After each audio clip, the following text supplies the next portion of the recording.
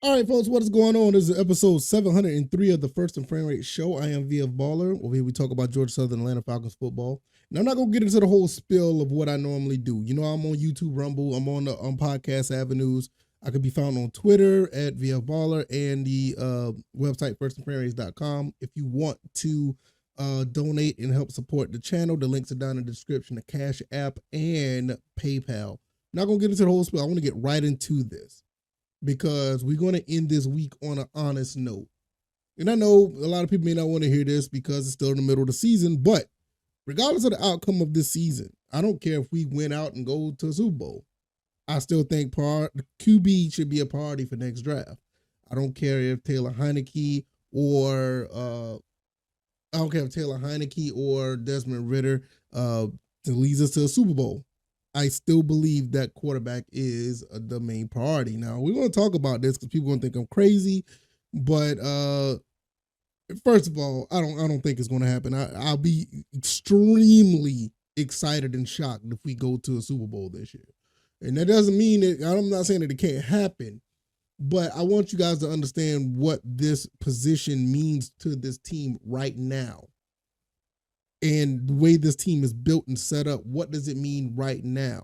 Even though I'm checked out on Coach Arthur Smith, I think if he brings a quarterback in that has special talents or top tier talent coming in out the gate, let's just say if you find somebody equivalent to a CJ Stroud, or if you find, any other quarterback that can elevate out the gate, which, most of these quarterbacks are hit and miss, but the next year quarterback draft is going to be loaded. You'll be very, very, you'll be very, very bad at your job if you cannot hit on one of these quarterbacks coming in the next draft. So we're literally a quarterback away.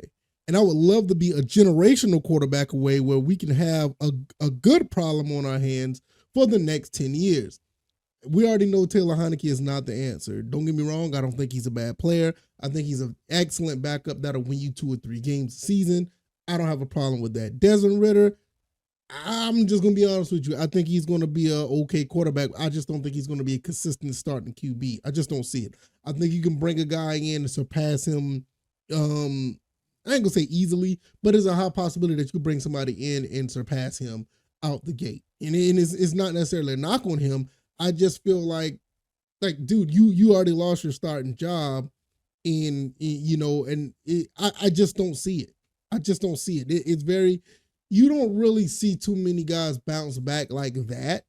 They usually take their licks throughout the entire season and learn, or they just get the plug pulled from them, and they're not really the same after that. I'll be shocked, excited, and surprised if he does bounce back and be that type of quarterback. I just don't see it.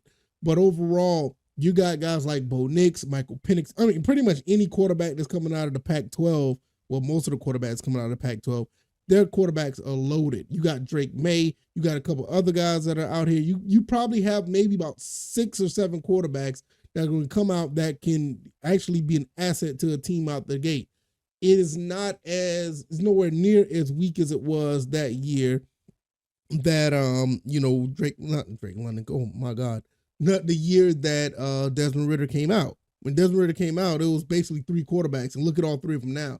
Kenny Pickett's not looking too good. You also have Malik Willis not looking too good, and we already know the situation with Desmond Ritter.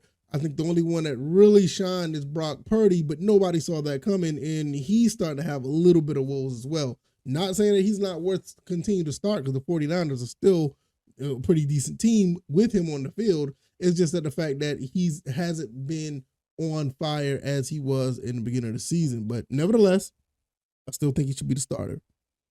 But next year, you are loaded coming out of the you're loaded coming out of the coming into the draft next year.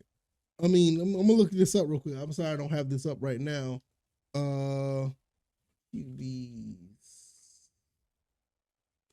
Let me see if I can pull this up real quick so you guys can talk about this. Let's see what quarterbacks top. No, they're talking about high school.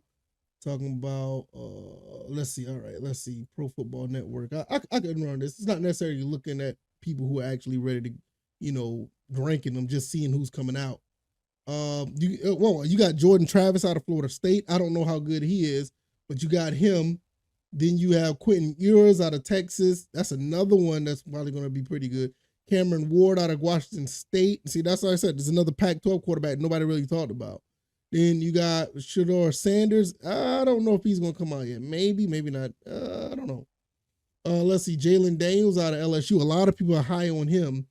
And you also have Bo Nix out of Oregon. That's all I'm talking about him. Michael Penix out of Washington. Both of those guys are Pac-12 quarterbacks. J.J. McCarthy out of Michigan. Caleb Williams out of USC. And a lot of people saying the best quarterback, well, I've heard this from more than one person, say Drake May out of the Carolina may be the top quarterback coming out of college. But like I said, you got 10 guys here. And you got 10 guys here. I will say at least 5 of these guys are probably ready to go pro right now. Michael Penix, Bo Nix, Jaden Daniels, Caleb Williams, Quentin Ewers. Yeah, I mean, that's 5 that I named right there. Did I name Drake May?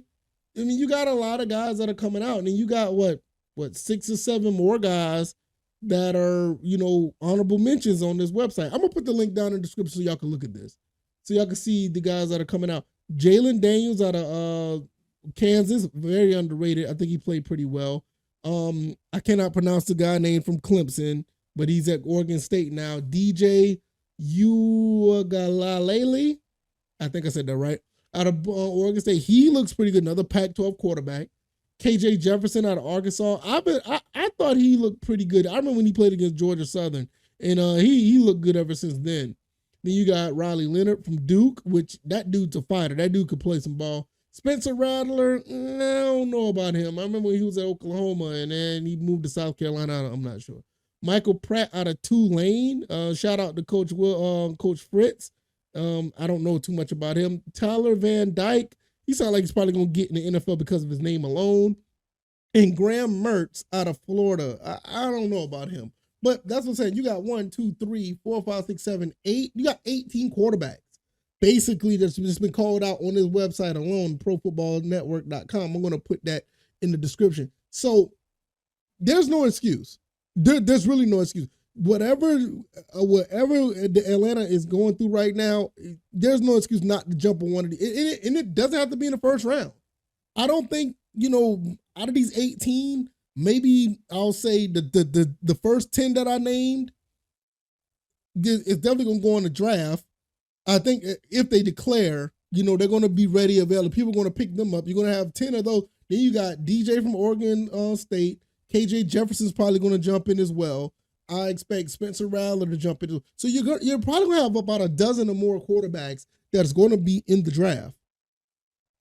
It doesn't have to be first round, Atlanta, but y'all going to have to do something because you got too many weapons on this team. Regardless if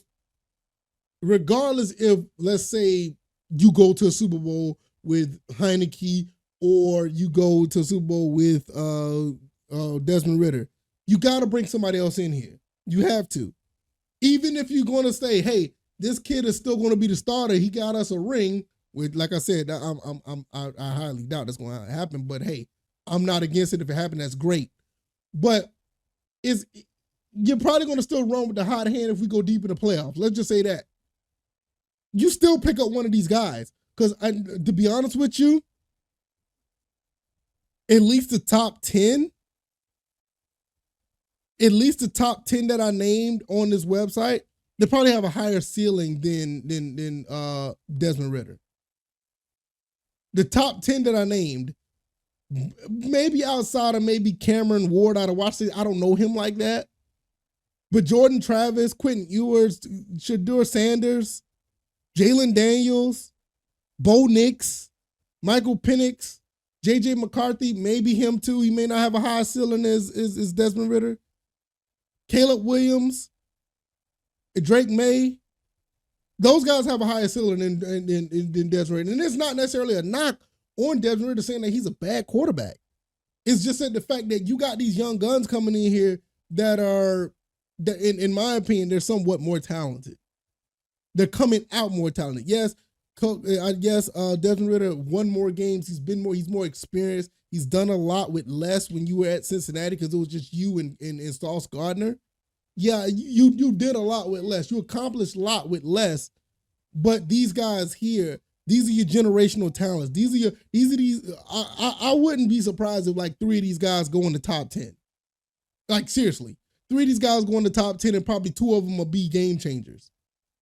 You're probably looking at maybe 1 or 2 of these guys maybe have an impact like a C.J. Stroud. I can see a Drake May, a Bo Nix, Michael Penix have that type of impact. Maybe even Caleb Williams. Maybe even Shedeur Sanders if he comes out. You know, I mean, you have those type of guys who could have that type of impact. You're not going to worry. I don't think you're going to worry about this whole turning over the ball thing. Even if the scheme is allowing, you know, these guys to make certain mistakes, they have the instincts. They have the ability. These guys have that demeanor not to do that as much. Yeah, you're going to have your growing pains, but that's just my personal belief. I don't think they're going to turn the ball over 12 times when they come in the league. Hell, I don't even think Bryce Young done that. You know, I mean, that's just, and on top of that, what's his name? Desmond Ridder, he had a whole year. He had 13 weeks to learn about this, and he still had these issues. Yeah, I know we could blame the coach, and I'm saying I know the coach could be a problem. I know he is. This is why I don't want him as a coach anymore. But I get it. But at the same time, if he's going to be around, whoever comes in, whether it be him or my pick, Jim Harbaugh, look, let me tell you something. Jim Harbaugh comes in here, he's picking a quarterback, and he might pick J.J. McCarthy. He may pick him because that's his boy. And you already know Jim Harbaugh is already like being disciplined by Michigan. He can't be on the sideline for the rest of the season, whatever that means. I mean, he's going to be there when the playoffs come, and more likely they're probably going to make the playoffs. But trust me, if they don't, he's out of there, and he needs to come down to Atlanta. You got a ready-made team ready to go, but I don't want to keep going that. But like I said, we know the coach could be an issue. But nevertheless, even if Coach Arthur Smith is still here, that quarterback that we bring in, I like our chances not to have those issues with the quarterback we have now, with the quarterbacks we have now. At least with Taylor Heinicke, he did throw a pick. I get it. But he's not making those crazy mistakes. Let me shut up. Because he did throw a couple of them that was intercept worthy. But still, even if you bring another person in, their ceiling is higher. You bring a Bo Nix here, his ceiling is higher. Bo Nix is more athletic than both of these quarterbacks. Bo Nix can move. Caleb Williams can move. Michael Penix, I'm not really sure. But you got a couple other guys these guys are built and ready to go. These guys are probably going to be top 10 picks. And there's not that many quarterbacks that are probably going to be pulled off the draft for on these teams. So even you have 8, 9 quarterbacks that are ready to go, that I feel that are ready to go, that's coming into the draft, you can get one of these quarterbacks. You don't have to, I'm not going to say you don't have to pick one in the first round. I think you should. You should pick one that's, especially if they fall to you. But I feel that even if you don't get one, the one that you want in the first round, or whatever the case may be, a couple of these quarterbacks are still going to be around second, third round. And I know nobody want to hear third round because you know what happened in third round with Desmond Ridder. But I'm just saying, at least the second round, you're going to be able to get one of these quarterbacks. And these guys' ceiling is way higher than what we have now. And that's all I'm saying. Yes, don't get me wrong. I don't want Desmond Ridder to fail. I don't want Taylor Heinicke to fail. I don't even want the coach to fail. But I know what we got now. I feel like we understand what we got in the front office as far as the head coach. I think we understand what we got as a quarterback in Desmond Ridder and Taylor Heinicke. I feel like this should be a priority for the Falcons. And there's no other way around it. I'll leave you guys with this. What other position you think should be a priority? Am I talking too early? I don't think I am, because I like what we have here. Unless like you got a whole bunch of guys jumping ship and you have a generational talent that's outside of the quarterback you want to get, like an edge rusher or something, which I don't see that. I think the quarterback position is just too good this year to not overlook. So if y'all have another position, let me know, because I just don't see. I think regardless of outcome, you get this quarterback, you bring some other guys in here that could probably, fill some holes in, or you just go later on in the draft to pick your defensive end, that's your edge rusher. Because there's a couple of them out there. Hayden Ellis' brother is out there. I'm not going to go that far. I'm going to leave that alone. But Caden Ellis' brother is out there, and he looks pretty good. I'll just leave it at that. If you like this commentary, hit the like button, share this podcast, subscribe to the channel if you haven't already. Let me know what you guys think. Am I tripping? Am I too early? I think this is something that need to be discussed early rather than later. This, to me, because the team is too good. There's not much you're going to really. It's not too many other positions you're really gonna make a priority. We see what we got here, and we see what the quarterbacks is already on the that's probably coming out. That's more likely coming out into the draft. So let's go ahead and have that discussion, man. QB, I think it should be. You know where to find me at. I'm all on the podcast avenues, YouTube and Rumble, also Anchor, Spotify, Apple, Google Podcasts. If you want to support the show, CashApp and PayPal links are down below. Also, I can be found on VF Baller on Twitter, at VF Baller on Twitter, where I talk about things that don't make the show. And also the website is firstandframerates.com. All right, y'all, I'm going to get out of here. All right, y'all take it easy. And y'all enjoy your weekend. I'll see you guys this weekend on the live streams. All right, y'all, I'm out. Peace.